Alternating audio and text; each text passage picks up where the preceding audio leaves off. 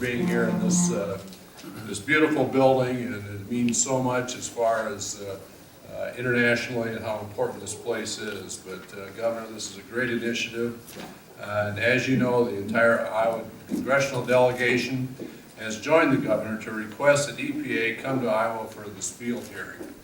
However, the administration seems to think that the most appropriate venue to have a field hearing on their flawed decision to restrict the use of renewable fuels was actually within the Beltway, just miles from the White House.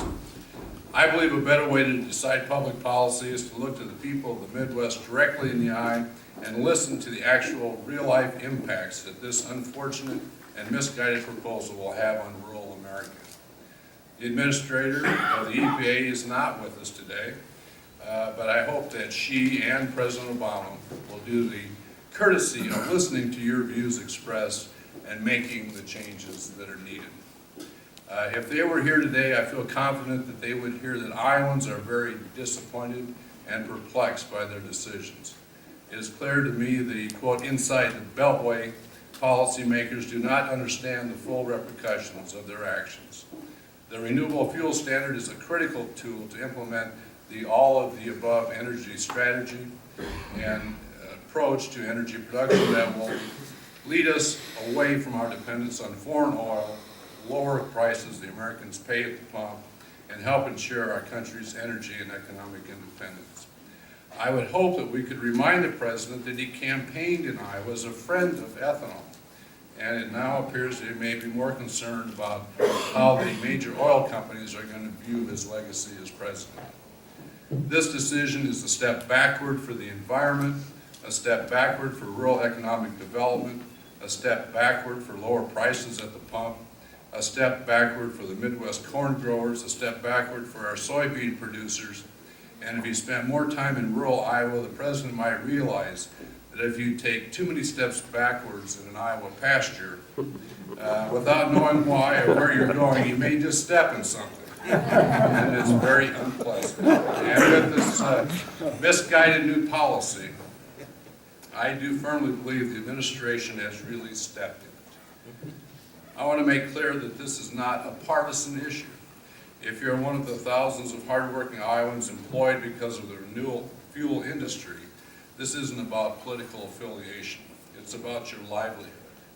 If you're one of the thousands of Iowans who farm the land or make your living from those who do, the price of corn falling below the cost of production is not a matter of political philosophy. If you believe the future energy lies not only in corn-based ethanol, but in the next generation of bioenergy production, this is about more than a bureaucratic mistake.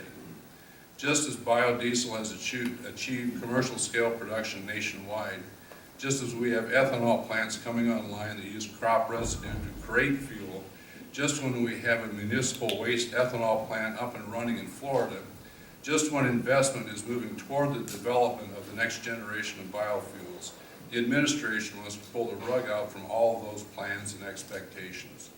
It just doesn't make good sense. The administration's proposal not only limits the potential growth of the industry, but actually nonsensically rolls back the current production levels. If we want to move to the next level of energy production, we are never going to get there by taking huge steps backwards.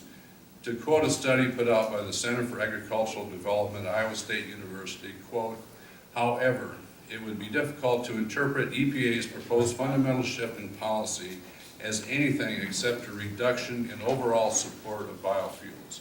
However nuanced one might want to interpret the intent of this proposed rule, end quote. It's up to those of you who are most dramatically and directly impacted by this fundamental shift of policy against biofuels to tell your stories and make your views heard. Again, thank you very much for the chance, Governor, to be with you today. This is an extraordinarily important issue, one for our country, for our future, and one that I wish some folks in Washington were here to hear today. So, thank you very much.